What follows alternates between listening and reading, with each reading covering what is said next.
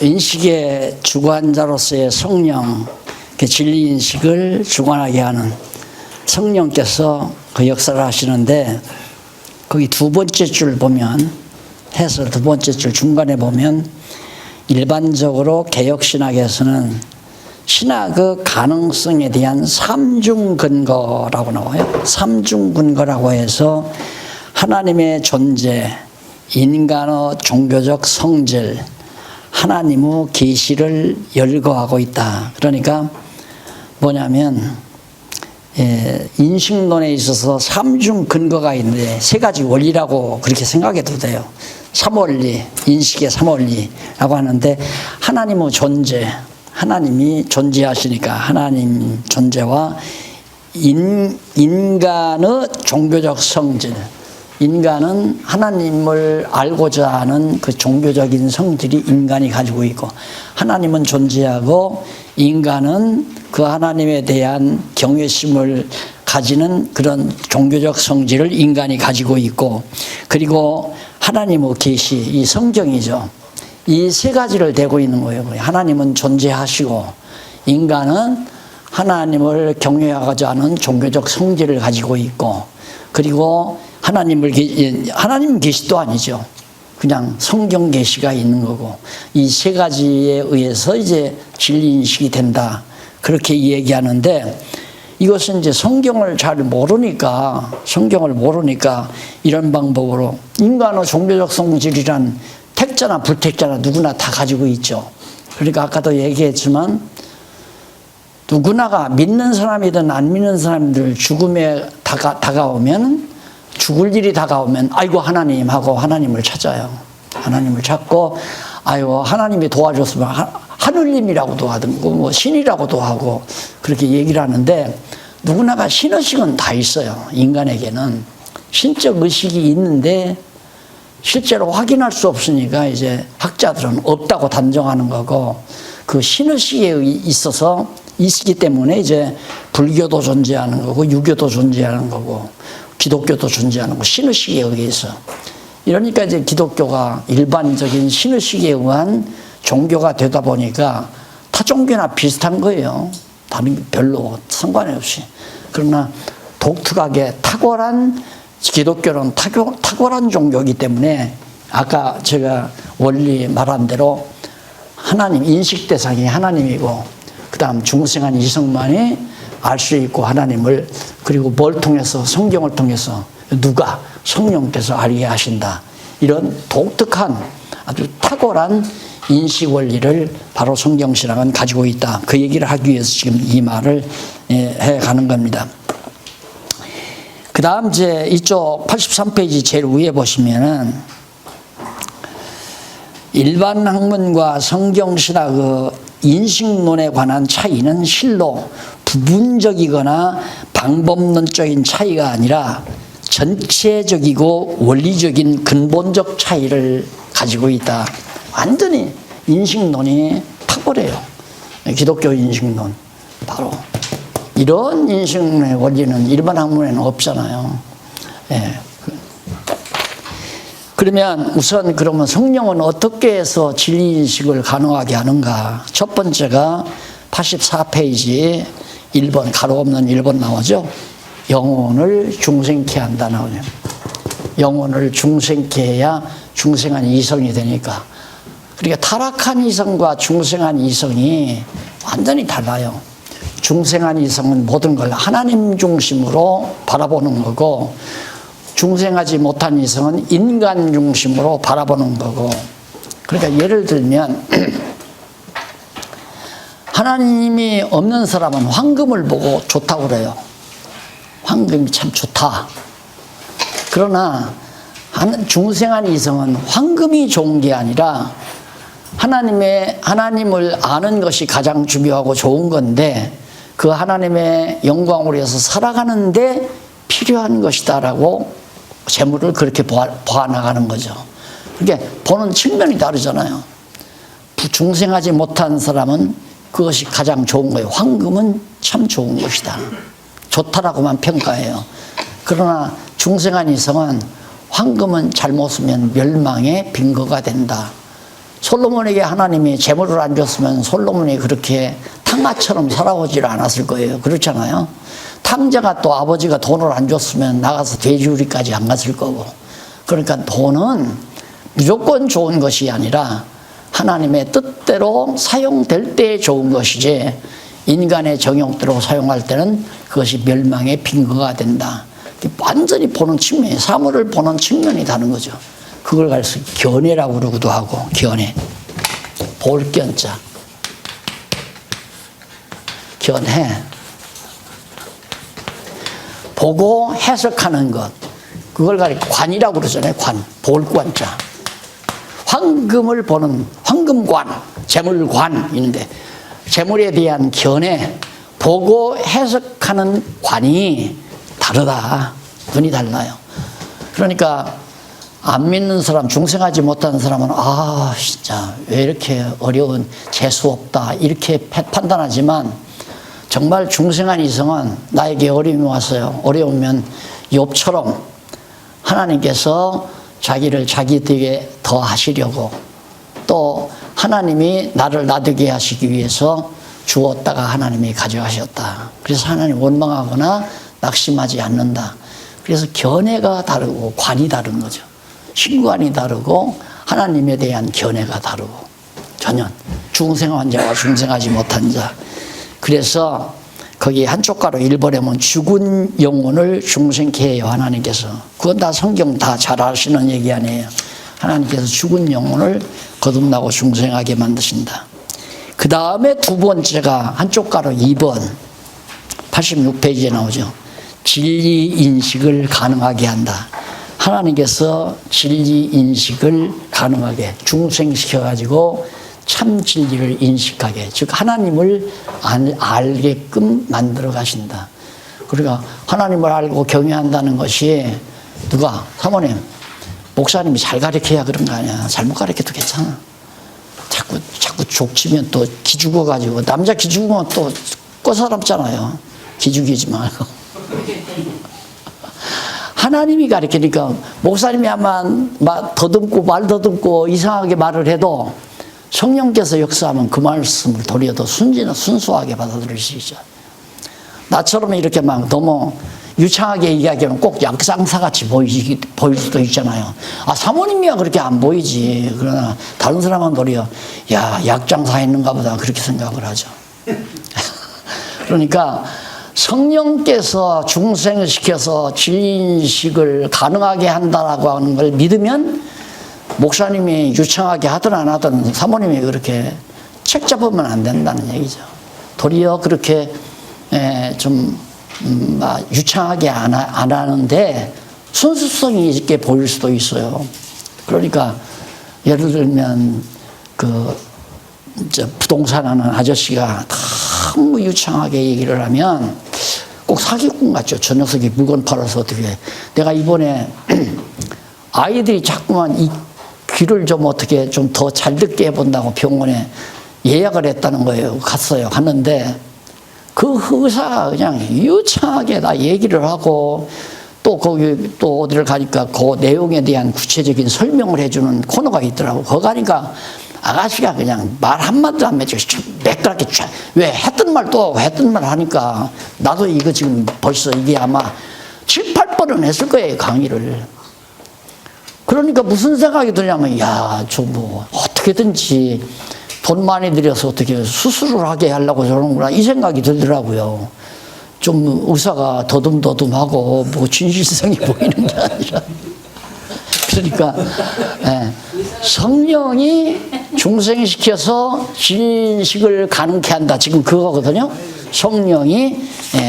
성령께서 이제 인식의 주관자로서의 성령이 역사하시는데 영혼을 중생케 한다. 그래서 영혼을 중생케 하셔서 진리인식을 가능하게 한다. 이제 성령의 독자적인 사역이에요. 그걸 조금 이제 우리 목사님들을 하나님께서 조교로 쓰시는 거죠. 예, 설령 조교 일을 안 하더라도 그런 예들이 있어요. 예수 믿고 간증하는 사람들 들어보면 어느 날 술을 좀 마시고 늦게 퇴근해서 집을 가는데 시골에서 왜 그전에는 다 종탑에서 땡랑땡 종 쳤잖아요. 종소리가 들리더라는 거예요. 이게 저녁 집회에 아마 부흥인지 뭔지 했는가 보죠. 종소리가 이렇게 들리니까 그 종소리를 들은 순간 마음이 허전해지면서 자꾸 교회가 가고 싶더라는 거예요. 그러니까 종소리 듣고도 하나님께서 불러내잖아요. 그러니까 목사님 유창한 설교만 듣고 나오는 게 아니라 종소리 듣고도 나오고 부모가 죽어서 방성 대곡하는 목소리를 듣고도 하나님 앞으로 나오는 경우도 있고, 그러니까 꼭 베드로는 달기 울음 소리를 듣고도 뉘우치잖아요. 또 발람 선지자는 말 타고 가는 나귀 목소리를 듣고도 발람 소리가 돌이키기도 하고, 하나님께서 영혼을 부르시는 데는 꼭 공부 많이 한, 연구 많이 한 목사님들을 통해서만 부르는 게 아니라 자연 만물을 통해서도 부르게 되고 모든 역사, 상황을 통해서도 하나님께서, 아까 어제 잠깐 보니까 신앙고백서에 뭐라고 썼느냐면 중학교 2학년 때래요. 2학년 때인데 자기가 막 갑자기 병이 나서 병원에 입원했는데 큰 병원으로 가야 한다고 그러더래요. 그러니까 이 학생이 큰 병원으로 가니까 이게 죽을 병 들었다 생각한 거죠. 그래서 이제 큰 병원으로 옮기면서 계속해서 근심 걱정을 하는 거죠. 야, 나는 이제 이 세상에 없겠구나, 죽는구나.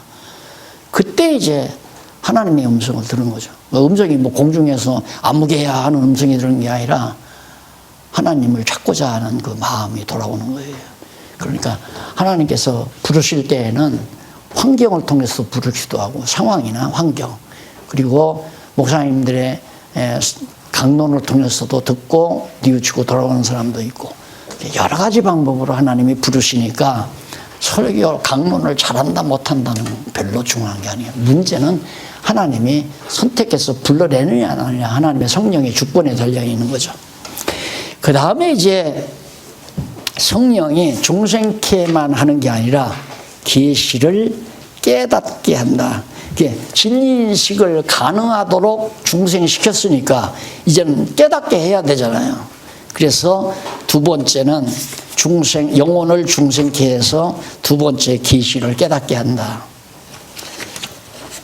그런데 계시를 어떻게 깨닫게 하는가? 한쪽 가로 1번에 보면 넘어가서 88페이지 굳은 마음을 열도록 하신다. 굳은 마음을 열도록 하신다. 그 로마 그 밑에 여기 지금 제가 본문만 읽는데요. 그 각주가 매우 중요합니다. 읽을 때는 각주와 빼놓지 말고 쭉 읽으면 성경의 근거가 다 있어요. 전부가 다. 그러면 여기도 보면 굳은 마음을 제한다 할 때 마음은 인간의 육과 영 사이에 깃들여 있는 혼과 감각의 작용으로서, 혼과 감각 작용, 이것이 이제 마음이란 말입니다. 그래서 이미 다 이렇게 되죠. 영, 육. 이게 이제 인간이 영과 육으로 되어 있잖아요. 그런데 영과 육 사이에 뭐가 작용하냐면 마음이 이렇게 작용해요. 마음. 요 동그라미가 이게 마음이란 말입니다. 이 마음을 하나님께서, 이 마음이 무슨 역할을 하느냐면 영적으로는 혼의 역할이고 육적으로는 감각 역할을 해요. 뜨겁다, 차다, 아프다, 날카롭다, 이런 감각 기능은 육에 속한 마음의 작용이고, 혼의 기능은 영에 속한 마음의 기능이에요.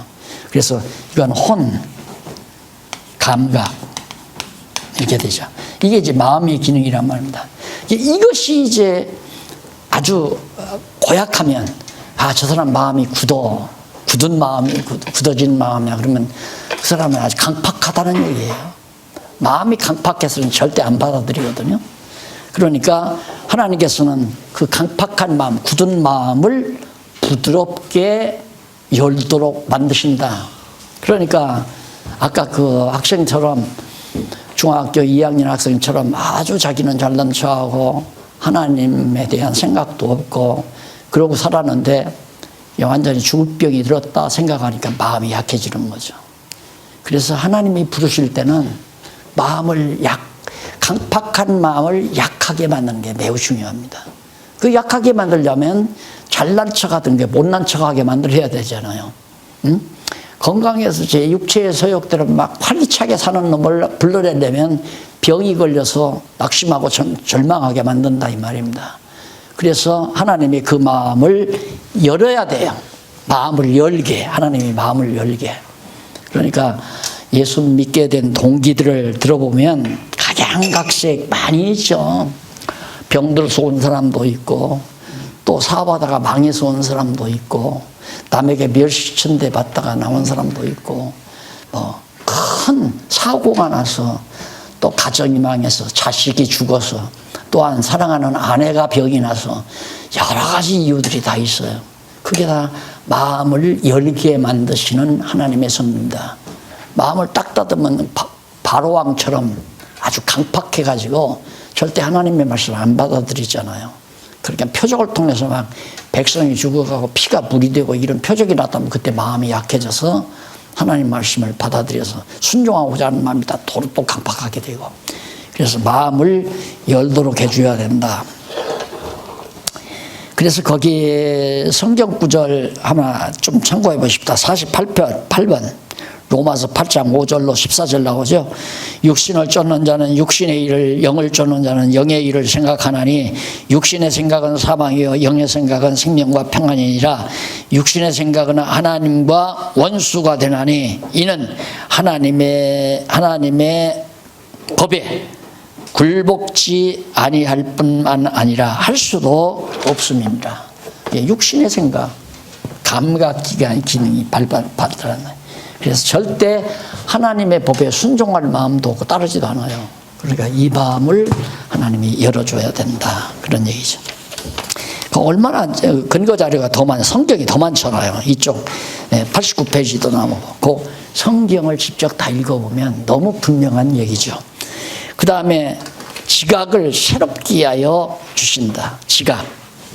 감각이라고 하죠. 여기 감각인데 감각 중에도 지각. 알고 느끼는 거. 야, 아름답다. 저 꽃 참 아름답다. 야, 저 단풍 참 곱다. 이게 제 지각이거든요. 단풍을 보고 알고 감각으로 느끼는 거, 아름답게 느끼는 감각, 이런 것들이 지각인데 그걸 새롭게 만들어줘요. 새롭게. 그러니까 단풍을 보고 단풍을 아름답다고 노래하는 게 아니라 저런 아름다운 단풍을 만들어주시는 하나님을 찬양하는, 그게 벌써 지각이 다르잖아요. 전혀. 그래서 기독교 예술이나 문학, 이것이 전혀 세속적인 것과는 다른 거죠. 이게 세속적인 문학은 그냥 자연 자체를 노래해요. 단풍을 노래하고 아름다운 호수를 노래하고 봄바람을 노래하고 벌을 노래하고 꽃에 앉아있는 나비를 노래하고 아름다운 꽃을 노래하고. 그렇지만 우리는 기독교에서는 지각을 달리해서 성령이 깨닫게 하면 저런 모든 자연 만물을 정말 신묘막측하게 창조해 놓고 섭리하시는 하나님의 위대한 신성과 능력을 찬양하고 노래하는 거죠. 그것이 바로 욥 시편 잠언 전도 아가서아니에요. 전혀 지각이 달라져 버려요. 하나님이 그렇게 변화를 시킨단 말입니다. 그러니까 세속적인 지식을 가지고 만족을 얻을 수가 없어요. 산소와 수소가 버텨져서 물이 된다, 이걸로 만족한 게 아니에요. 산소와 수소가 합쳐져서 물이 된다? 그 어떻게 해서 산소는 어디서 생겼고 어떻게 그것이 만들어지면 왜 그게 합쳐지면 물이 될까? 이런 대로 더 이제 알고 넘어가려고 하는 거죠. 욕망이 더 만족이 없이. 하나님을 알아야 모든 지식에 만족이 와지는 그런 지각으로 하나님께서 바꾸어 주신다. 지각을 새롭게 하여 주신다. 거기도 보면 에스겔서 11장 19절로 20절 한번 볼까요?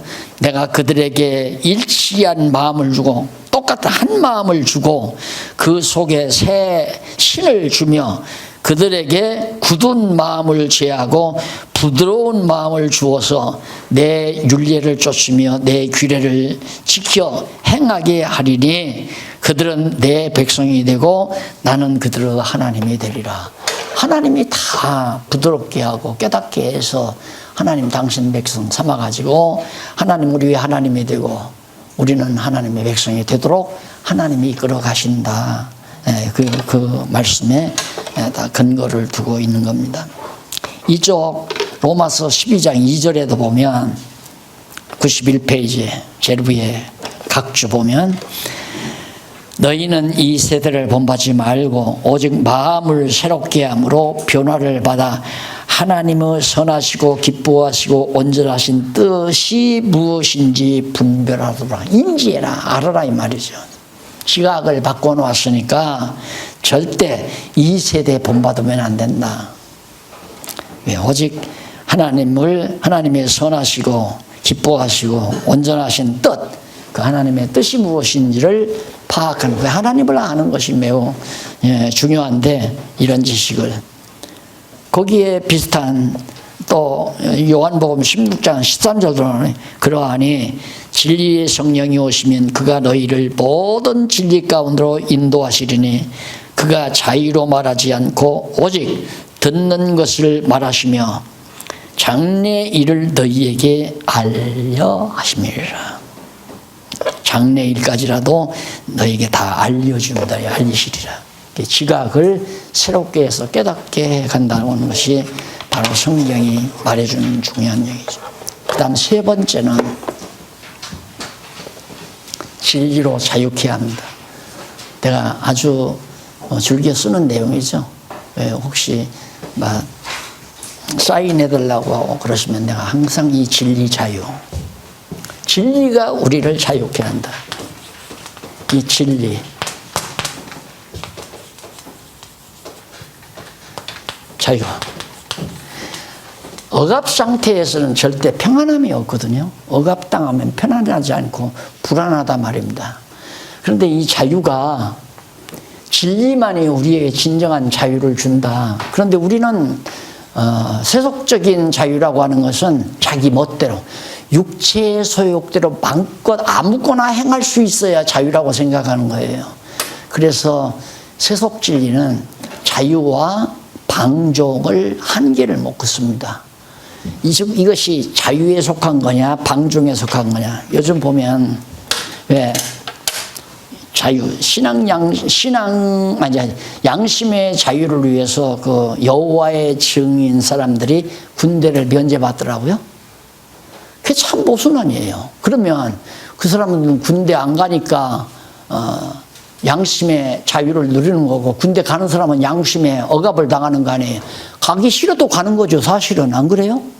군대 가기 좋아하는 사람 누가 있어요? 가기 싫어도 법에 의해서 가는 거란 말입니다. 그런데 왜 여호와의 증인 사람들은 양심의 자유를 억압하게 하지 않기 위해서는 군대 안 간 것을 범죄로 취급하지 않는다. 그러니까 뭐가 정리가 안 된 거예요. 지금 자유와 방종을 정리가 안 된 거란 말입니다. 그러니까 자유라고 하는 것은 우리가 말하는 자유는 육체의 소욕대로 마음대로 행하는 것이 아니라 성령의 소욕에 사로잡힌 바 된 자체를 자유라고 말하는 거예요. 성령이 우리를 뭐 하시는가? 지각을 새롭게 해서 진리를 깨달아 진리로 자유하도록 만드신다. 그러니까 즐거운 거죠. 자유롭게 살아가게 하시니까. 왜냐하면 하나님이 우리 안에 육체의 소유로 가득 찬 욕심밖에는 모르고 돈밖에는 모르고 명예밖에는 모르던 나에게 성령이 거듭나게 해서 그것이 가치가 있는 것이 아니라는 걸 깨닫고 최고의 가치는 여호와 경외하는 것이 최고의 가치다. 이걸 깨달아서 가치관이 바뀌니까 평가가, 견해가 달라지잖아요. 견해가 완전히 이 견해가 관이 달라진다면 하나님을 보는 관, 신관이 달라지고 가치관이 달라지니까 믿지 아니하는 사람들은 안 좋다고 생각하는 것이 우리에게는 좋게 생각되는 거예요. 안 믿는 사람들이 좋다고 생각하는 건 우리는 좋지 않다고 생각할 수도 있는 거고. 그렇게 관이 달라져 버리니까 그 다음에는 하나님께서 우리 안에 성령의 소욕 따라 살 수 있는 소원을 줘요. 예를 들면, 내가 이 복음을 위해서 어떤 희생에도 감수하고 싶다라고 하는 소원이 성령께서 내 안에 담아주어요. 그래서 바울처럼 먹으나 굶으나 오직 주를 위하여 복음을 위하여 살아야 되겠다고 하는 소원이 내게 와요. 소원이 오니까 소원대로 자기가 사니까 자유롭잖아요. 누가 억압해서 안 살면 너 지옥 보내 하고 억압해서 보낸다면 자유롭지 않지만 내 마음의 소원이 사명으로 와가지고 굶으나 먹으나 간에 주를 위해서 복음을 위해서 살아갈 때 도리어 기쁨이 있는 거죠. 자유롭고. 그래서 그런 자유를 뭐가 진리를 인식할 때 자유를 우리에게 준다. 그래서 진리가 우리를 진짜 자유를 주어서, 그래서 이 자유의 일반 개념으로는 진리, 자유, 평등 이게 나오고, 진리, 자유, 평화 이 세 가지를 말하잖아요. 대학 인형 가운데 그런 게 있어요. 진리와 자유와 평화. 이게 자유로움이 있어야 평화가 있지. 자유가 없는 곳에는 억압이 있는데, 자유가 없으면 억압당하는데 거기에 평화가 있겠어요? 반발이 일어나고 반동이 일어나죠. 억압하게 되면. 그래서 평화는 진리만이 평화를 가져다 주는데 진리가 있어야지. 세속에는 진리가 없잖아요. 그러니까 이쪽에서 여당이 이것이 진리다 하면 야당은 아니다. 그것이 진리다가 아니다. 이것이 진리다라고 서로 진리다라고 싸우니까 평화가 없잖아요. 자유함이 없고 평화가 없잖아요. 항상 국회에서 싸움하잖아요. 그러니까 그건 진리가 아니에요. 우리가 말하는 진리는 내 주장도 아니고 내 주장도 아니고 오직 육체의 소욕은 다 객체끼리니까 육체의 소욕은 서로가 또 다룰 수 있어요. 너는 뭐가 좋으냐? 나는 정말 책 읽고 살아가는 게 참 좋더라. 소설 읽고 사는 게 참 좋더라. 그러나 나는 차 마시는 게 참 좋더라. 내 취미는 커피 마시는 거야. 나는 정말 운동하는 거야. 난 농구가 참 좋더라. 각자마다 주장이 달라요. 그러니까 그건 진리가 아니기 때문에 각자 자기 주관에 따라서 좋고 나쁘고를 결정하는 거죠. 그러나 하나님을 경외하는 것은 객관적이기 때문에 내 주장이 아니라 하나님의 말씀 중심으로 볼 때 여호와 경외하는 것이 최고의 가치다라고 하는 데는 10사람이든 100사람이든 다 거듭난 자는 같은 공동의 생각을 가지고 한 마음이 된다. 일치한 마음을 준다고 했잖아요. 에스겔서에. 그런 일치한 마음을 주어서 믿는 것과 하는 것이 하나 되게 하므로 그렇게 해서 교회가 이루어지게, 하나의 교회가 이루어지게. 그래서 가두리가 다 없어져 버리는 거죠. 교단의 간격도 교회의 간격도 이거 간격이 다 없어져 버려야 돼요. 근데 이걸 도리어 만들어 놓고 억압하는 거예요. 너 다른 교회 가지 말아라. 너는 우리 교회만 나와야 된다. 이것도 다 억압이, 자유함이 없는 거죠. 그러니까 그렇게 정해놓으니까 그 억압 속에서 할 수 없이 오늘 주일날인데 10리가 돼도 20리가 돼도 나는 우리 교회 가야 된다 하고서 가잖아요. 가까운 데 교회도 있는데도. 왜 그러냐면 그 교회가 주장하는 게 다르고 또 이쪽 교회가 주장하는 게 다르니까 그럴 수밖에 없잖아요. 그러나 다 같이 진리 하나를 가지고 한다면 아무 데 가면 어때요? 아무 데 가면. 안 그래요? 우리 교인이 예를 들어서 부산으로 출장 갔다가 부산에 있는 교회 가서 참여해서 성도 교제하고 오면 무슨 상관이 있느냐 이 말이에요. 근데 이렇게 교회가 되져야만이 옳은 건데 진리가 없이 자유함을 강조하다 보니까 내 마음대로 내 육신의 욕망대로 그렇게 행하다 보면 이게 안 통하는 거죠.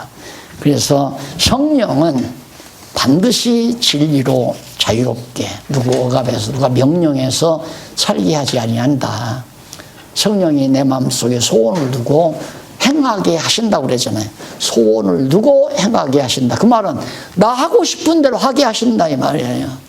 나 하고 싶은 대로 하게 하신다. 누가? 성령께서 나로 하여금 하고 싶은 마음을 주어서 그대로 살게 하시니까 자유로운 거 아닙니까? 이게 굉장히 중요한 개념이죠. 진리로 자유케 하신다는 말은. 어떻게 그 자유의 구체적인 내용이 첫째가 죄의 권세로부터 해방시킨다. 죄가 바울이 그랬잖아요. 선을 행하고자 하는 마음은 내게 있으나 죄가 나를 죄 아래로 이끌어간다. 억압당하는 거죠. 죄가 자기로 하여금 죄 짓게 자꾸만 이끌어간다고 말이에요. 그러니 자유함이 없잖아요. 그런데 성령께서 죄의 권세로부터 나를 벗어나게 해버리니까 죄가 나를 지배하지 못하니까 자유롭게 된다. 이게 자유라고 하는, 성도의 자유라는 말은 죄의 권세에서 탈출했다, 벗어나게 하셨다, 그런 개념이고, 두 번째는 하나님의 종이 되게 하신다. 성령의 소욕에 매이게 하신다는 말과 같은 얘기야. 하나님의 종이 되게 하신다. 죄의 종에서 하나님의 종이 된 것이 자유예요. 그러니까 성령은 진리를 깨닫게 해서 죄의 종에서 벗어나 하나님의 종이 되게 하는 것이 자유다. 그래서 진리 자유라는 말을 제가 그렇게 단편적으로 늘 사용하는 이유가 거기 있습니다. 대단한 일이죠, 진짜. 진리로서 자유함을 얻고 살게 한다는 것은 가장 소중하고 값진 일이다라고 저는 그렇게 생각하니까. 진리를 깨닫고 자유롭게 살게 하신다는 것. 그러니까 오죽하면 바울이 그랬잖아요. 갈라디아 교회 성도들에게 그렇게 당부를 해요. 너희가 자유롭게 됐으니까, 자유를 위하여 부르심을 받았으니까 다시는 죄의 멍에를 매지 말라, 종노릇 하지 말라, 그 말이죠. 자유를 위해서 우리를 하나님이 이렇게 소명, 우리를 선택해서 부르신 것은 진리 아래서 자유를 누리며 살도록 해 놓으셨기 때문에 너희들은 다시 죄의 종노릇 하지 말아라. 그것이 또 율법의 종노릇 하지 말아라. 죄의 종노릇이라는 말은 율법의 종노릇이라는 말과도 같은 맥이 통하는 말이에요. 왜냐하면 율법 아래 있으면 죄인이 되는 거니까. 율법은 우리를 죄인 되게 하는 거 아니에요. 그러니까 율법의 종도 부자유한 거고 죄의 종도 부자유한 건데, 죄의 종에서 벗어난다는 말이나 율법에서 벗어난다는 말이나 자유라는 개념이 같은 얘기다. 그래서 바울이 다시는 갈라디아 교회 성도들에게 은혜로 너희들이 율법에서 죄에서 벗어나 자유롭게 됐으니까 이 자유를 위해서 너희들이 부름을 받았는데 다시 죄의 종로로 하면 되겠느냐, 다시는 멍에를 매지 말라, 그 얘기예요. 그런데 사실 우리 개신교가 적당하게 율법으로 다 성도를 얽어매놨잖아요. 안식일은, 일요일은 안식일이니까, 안식일은 하나님의 날이니까 이거 범하면 안 된다. 그러니까 그때는 짜장면도 사 먹지 말고 절대 여행도 하지 말고 꼭 정말 음식도 주일날 하지 말고 토요일날 다 했다가 간단하게 주일날은 먹도록 하고, 그런 식으로 해서 율법에 얽매이도록 교회들이 그렇게 만들어놨잖아요. 또 연보도 이제 11조라는 거 율법으로 얽매여가지고 안 하고는 안 되도록 만들어놓고, 그것들이 다 자유를 얻어야 될 사람들에게 부자유하게 얽매여 놓은 거죠. 그 예민한 부분 아닙니까? 그래서 그런 부분들이 거기 이제 나오는데, 저희 한번 보실까요? 61번. 61번이 뭐냐면 95페이지 제일 위에 앞부분에 보면, 그리고 판단에 대한 기준이 인간 스스로가 되는 경우에는 절대로 누구도 진리의 지식에 도달할 수 없는 결과를 낳게 되는 것이다. 판단 기준이 자기가 판단 기준이 되면 진리를 안 받아들여요. 그래서 디모데후서 3장 1절로 9절에 보면, 네가 이것을 알라, 말세에 기롱하는 때가 있으리니 사람들은 자기를 사랑하며 돈을 사랑하며 자긍하며 교만하며 회방하며 부모를 거역하며 감사치 아니하며, 이게 인간의 기본 조건이에요. 타락된 거룩하지 아니하며 부정하며 원통함을 풀지 아니하며 참소하며 절제하지 못하며 사나우며 선한 것을 쫓지 아니하며 배반하며 팔며 조급하며 자고하며, 쾌락을 사랑하기를 하나님 사랑하는 것보다 더하며, 그 다음 경건의 모양은 있으나 경건의 능은 부인하는 자니 이 같은 자들에게서 네가 돌아서라. 전혀 달라요. 진리를 깨달은 자와 진리를 깨닫지 못한 자가 완전히 백과 흑백으로 나눠지듯이 완전히 달라진다. 그래서 올바른 진리를 깨닫게 되면 견해가 달라져서 바로 자유함을 누리게 된다. 그러니까 하나님은 성령은 내 마음을 주관한다. 그래. 내 마음을 주관해서 내 성령의 소욕이 일어나게 해가지고 내 안에서 행할 소원을 갖게 만들어 소원을 두고 행하게 하신다고 그랬잖아요. 그러니까 소원이 생기게 만들어 주시고 그 소원대로 행하도록 하나님이 하시니까 억압당하는 게 하나도 없죠. 그래서 신앙 지도라는 게 바로 사람이 하는 게 아니라 하나님의 말씀을 가리켜서 성령의 능력으로 성도들마다 은사 따라 소원을 갖게 만들어 주는 것. 그럼 예를 들어서 어느 분이 정말 사업을 잘해가지고 소득이 많아요. 근데 그 하나님께서 돈 버는 은사를 준 거거든요. 그분에게. 아, 하나님이 나에게 이렇게 돈을 많이 버는 은사를 주셨구나. 내가 돈을 버는 것이 아니라 하나님이 돈을 벌게 해주신다. 이걸 깨달으면 그럼 하나님은 왜 나에게 이렇게 많은 돈을 주셨을까? 왜 많은 달란트를 나에게 맡겨주셨을까? 그건 두말할 것 없이 하나님의 영광을 위해서 살도록 하시려고. 생각이 그렇게 할 거 아니에요. 그러다 보면 이 번 돈 가지고 나를 기쁘게 하기 위해서 사는 것이 아니라 하나님을 기쁘시게 하기 위해서 살아야 되겠다. 마음이 그렇게 가면서 소원이 생겨요. 이 돈, 지금 우리 성도들 가운데 정말 어려운 재물이 없어서 어려운 가운데 있는 성도들이 있다는 것을 알고 있잖아요. 예를 들어서 연탄을 사지 못해서 추운 방에서 산다든가, 끼니를 제대로 못해서 하루에 한 끼 먹는다거나 두 끼밖에 못 먹는다. 그런 성도들이 생각이 나면서 그들을 위해서 내가 구제하고 싶다. 소원이 생기는 거예요. 목사님이 집사님 그 돈 좀 있는데 좀 불쌍한 사람들 구제 좀 하지. 이거 아니에요. 절대 그건 아니란 말입니다. 성령이 그 사람 마음을 그렇게 움직여서 하고 싶은 마음을 줘요. 그러면 그가 바로 이 연보를 할 때 어려운 성도들 구제 연보를 목적으로 해서 딱 연보를 해요. 그러면 그 구제 대상들에게 연보 들어오는 만큼 100만 원 들었으면 100만 원 주고 50만 원 들었으면 50만 원 주고 그렇게 주면 끝나는 거 아니에요. 자유롭죠. 누가 지배하는 사람도 없고 누가 해먹을 수도 있는 것도 아니고 낼 때 벌써 어려운 사람 구제하도록 주라는 게 그것이 바로 목적연보고 그것이 바로 올바른 연보 개념이다. 그러니까 처음에 오순절 성령 오셔가지고 예루살렘에서 베드로가 막 설교를 하니까 3,000명, 5,000명씩 그렇게 모여가지고 막 감동을 받아서 재산들을 내놨잖아요. 그때 내놓는 자산은 다 가난한 사람들을 구제하라는 구제 연보예요. 그래서 연보라고 하는 말이 낼 연자하고 보충한다는 보점이에요. 낼 연자. 이 연자하고 보충할 보자. 연보예요.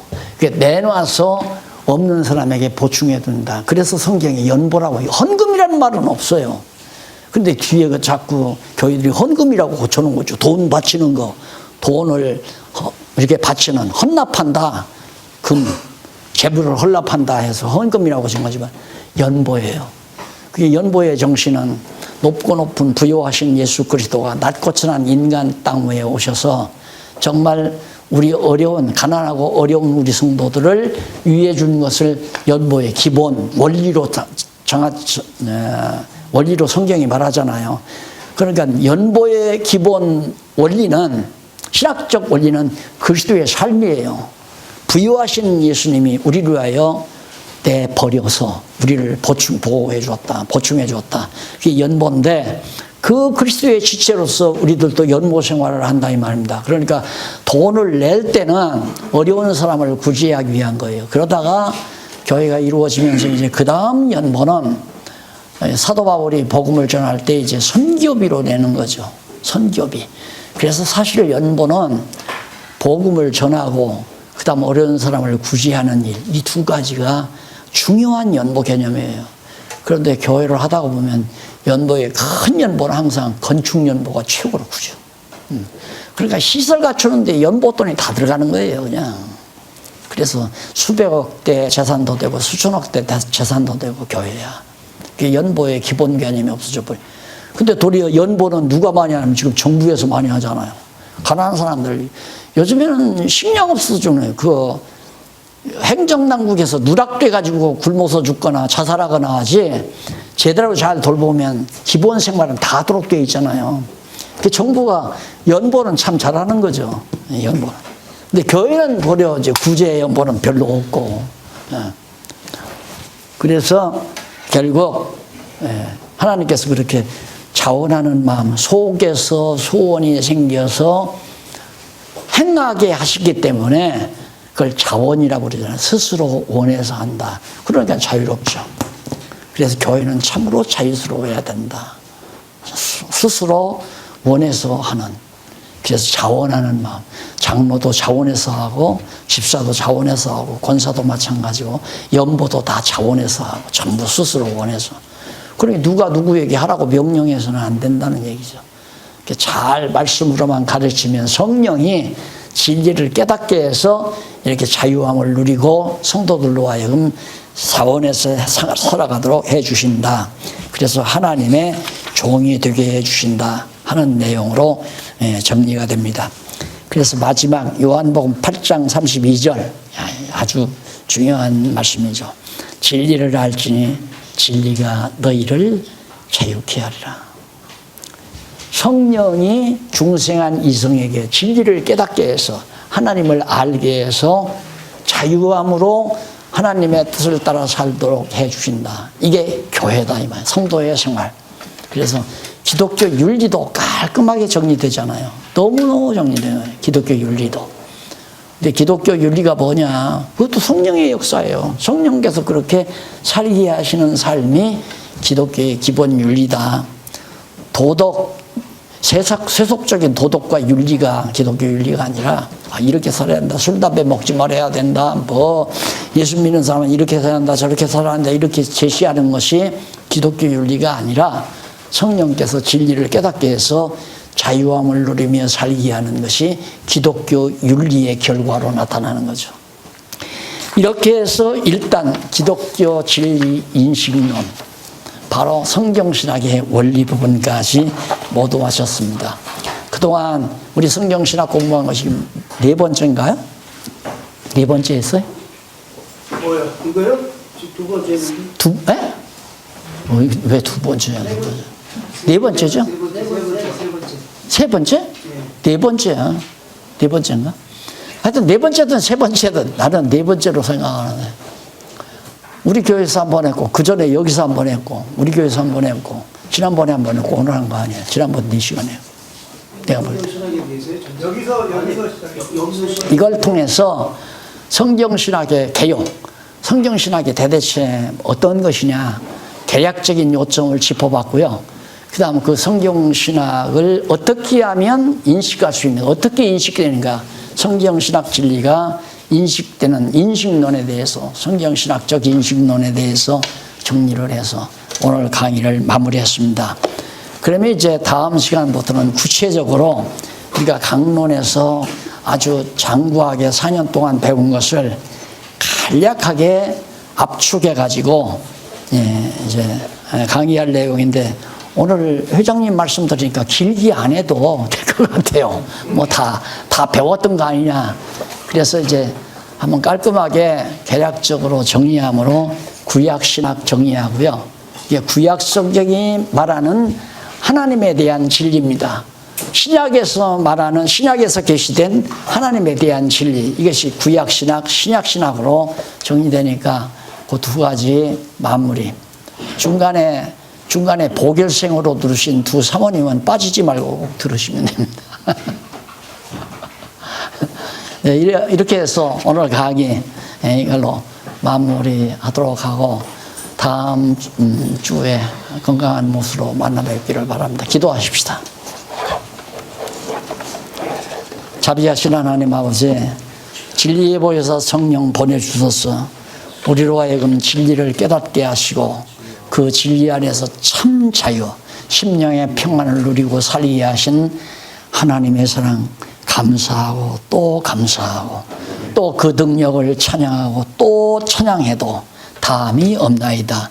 하나님 아버지여, 우리 모두 이대로 성령의 소욕으로 붙잡아 주셔서 다시는 종의 멍에 매지 말게 하시고 이 진리를 전파하는 데 소중하고 아름다운 귀한 일꾼으로 쓰임받게 해 주시옵소서. 예수님 이름으로 기도드립니다. 아멘. 수고하셨습니다.